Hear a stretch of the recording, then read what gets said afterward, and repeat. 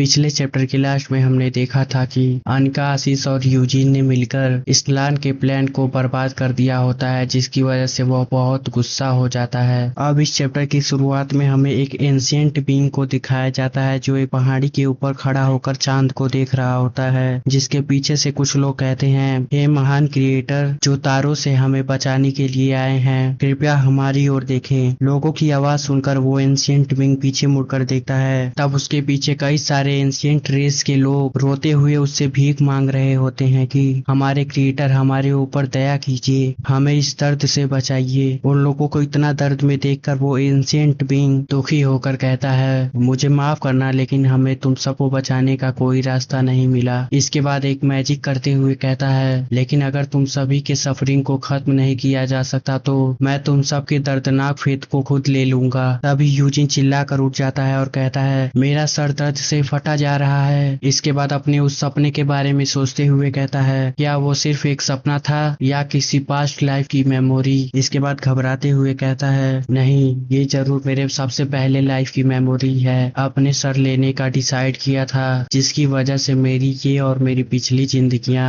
इससे आगे यूजिन कुछ कह पाता तभी सुनबे उसके मुंह पर अपना हाथ लगाकर कहती है, चुप हो जाओ बेवकूफ। वहीं सुनबे के ऐसे बर्ताव की वजह से यूजिन कंफ्यूज हो जाता है। तभी थोड़ी दूर से लिवेंट कहता है, तुम दोनों चुप हो जाओ वरना वो हमें नोटिस कर लेगा। तब यूजिन थोड़ी धीरी आवाज में कहता है, कौन हमें नोटिस कर लेगा, और उससे भी ज्यादा जरूरी बात यह है कि इस समय हम लोग हैं कहाँ। तब लिवेंट कहता है, जैसा कि तुम देख सकते हो हम लोग इस समय केओस रियलम के अंदर हैं और हिज मैजेस्टी ने तुम्हें पकड़ने के लिए एक असैसिन को भेजा है, इसलिए हम लोग यहाँ पर छिपे हुए हैं। ये सुनकर यूजिन चौंक जाता है और कहता है, क्या हिज मैजेस्टी ने, यानी खुद किंग ने मुझे पकड़ने के लिए असैसिन भेजा है, लेकिन क्यों। लेकिन यूजिन ने ये बात चिल्लाकर बोल दी होती है। तब सुनबे दोबारा छींटते हुए कहती है, मैंने तुमसे कहा ना थोड़ा धीरे बोलो। तभी लिवेंट यूजिन के सवालों का जवाब देते हुए कहता है, ये बात तो कोई भी समझ सकता है, ये एक पॉलिटिकल मैटर है। बायसोना इंसिडेंट के बाद रॉयल फैमिली की इज्जत मिट्टी में मिल चुकी है। वहीं दूसरी तरफ तुम्हारे उस कारनामे की वजह से लोग तुम्हें अब हीरो मान रहे हैं, जो रॉयल फैमिली को बिल्कुल भी अच्छा नहीं लग रहा। ये सुनकर यूजिन चौंक कर कहता है, क्या बस इस रीजन के लिए उन्होंने मेरे पीछे एक असैसिन लगा दिया। तब लिवेंट यूजिन की इस बात को इग्नोर करते हुए कहता है, इसके बारे में हम बाद में बात करेंगे, फिलहाल हमें यहाँ से बच के भागना है। और जिस तरह तुम चिल्ला चिल्ला कर बोल रहे हो, मुझे लगता है कि तुम भाग भी सकते हो, है ना। तब यूजिन अपने आसपास की केओस रियलम को देखते हुए कहता है, हाँ मैं भाग तो सकता हूँ, लेकिन इस केओस रियलम में आखिर हमारे पीछे आएगा ही कौन। यूजिन के ये कहते ही उसके पीछे से एक बहुत ही बड़ा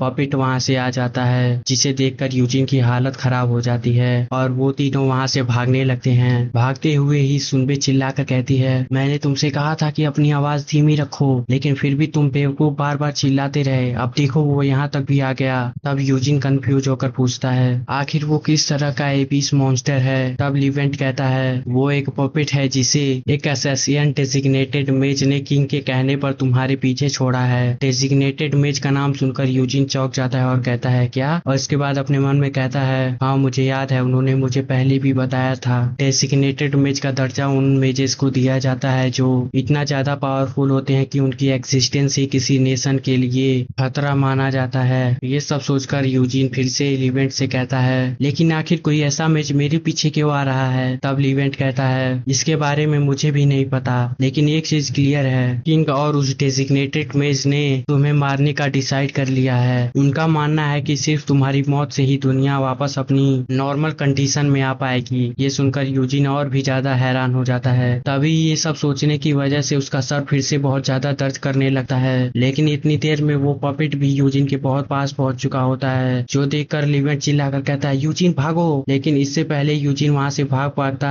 तभी उस डेजिग्नेटेड मेज की टेंटिकल्स यूजिन को खींचकर उस मेज के पास लेकर चले जाते हैं। तब वो मेज हंसते हुए कहती है, इसके लिए पहले ही बहुत ज्यादा देर हो चुकी है। वहीं यूजिन उस मेज को देखकर अपने मन में कहता है, आखिर मैं कहाँ हूँ। उसके बाद उन टेंटिकल पे पीटते हुए कहता है, क्या तुम वही डेजिग्नेटेड मेज हो जिसे मेरे पीछे भेजा गया है, और क्या ये स्पेस तुमने ही बनाया है। तब वो डेजिग्नेटेड मेज कहती है, बिल्कुल सही मेरे स्लीपिंग प्रिंस। तब यूजिन उसके टेंटिकल को खींचते हुए कहता है, आखिर तुम्हारे जैसा एक पावरफुल मेज रॉयल फैमिली को सर्व क्यों कर रहा है। तुम एक ऐसी मेज हो जो रियलिटी को भी खुद से मैनिपुलेट कर सकती है, तो आखिर ऐसा क्या चीज है जो तुम्हें किंग के ऑर्डर को मानने पे मजबूर कर रहा है। तब वो मेज हंसते हुए कहती है, तुम पूछ रहे हो क्यों? खैर मैं तुम्हें बता ही देती हूँ, मैं इस दुनिया को बचाना चाहती हूँ और ये बात तो तुम भी जानते हो। तब यूजिन कहता है, क्या? आखिर इस बात से अब क्या मतलब है तुम्हारा? तब वो मेज यूजिन को आगे बताते हुए कहती है, द ब्लैक गॉड ऑफ एबिस, जिसे बहुत समय पहले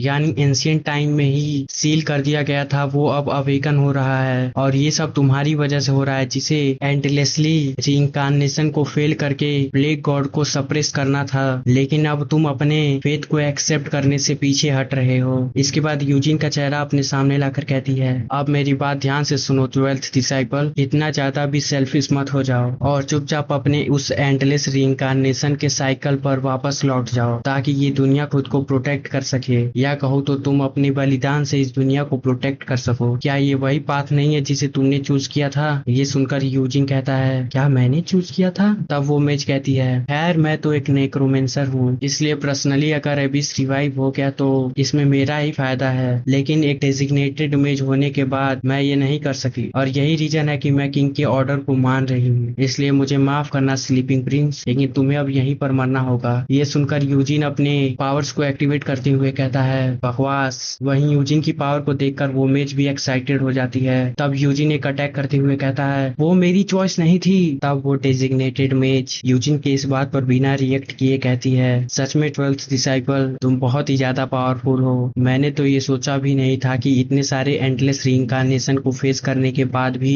तुम अब भी इतना ज्यादा पावरफुल होगे। इसके बाद अगले ही पल सीरियस होकर कहती है, लेकिन सच्चाई तो यही है, तुम अभी भी पूरी तरीके से रिकवर नहीं हुए हो। उस मेज के ये कहते ही यूजिन का सर फटने लगता है और वो घुटनों के बल जमीन पर बैठ जाता है और कहता है, नहीं, मेरा सर दर्द के मारे फटा जा रहा है। तब वो मेज कहती है, मेरा यहाँ आना सच में एक सही डिसीजन था। भले ही शुरुआत में मुझे इस बात से डर लग रहा था कि मुझे फेलिन के 12th डिसाइपल से हेड ऑन फाइट करना है, लेकिन अगर मैं सीधा तुम्हारी खोपड़ी को ही ब्लास्ट कर दूं तो इस बात से कोई फर्क नहीं पड़ता कि तुम 12th डिसाइपल के रीइंकार्नेशन हो, तुम जरूर मारे। अभी वो अपने बात को पूरी भी नहीं कर पाती तभी कोई चीज उसके सर को छेद कर आर पार निकल जाती है, और क्योंकि उस डेजिग्नेटेड मेज की बॉडी एक पपेट थी, या हम ऐसा भी मान सकते हैं कि उस पपेट को वो डेजिग्नेटेड मेज ही कंट्रोल कर रही थी। उसके सर से खून की जगह रुई निकलने लगता है और वो डेजिग्नेटेड मेज मरते हुए कहती है, कैसे? आखिर ये कैसे हुआ? इसके बाद उस अटैक की डायरेक्शन की ओर देखते हुए कहती है, आखिर वो क्या था जिसने मेरे बैरियर को भी तोड़ दिया? तभी उस छेद से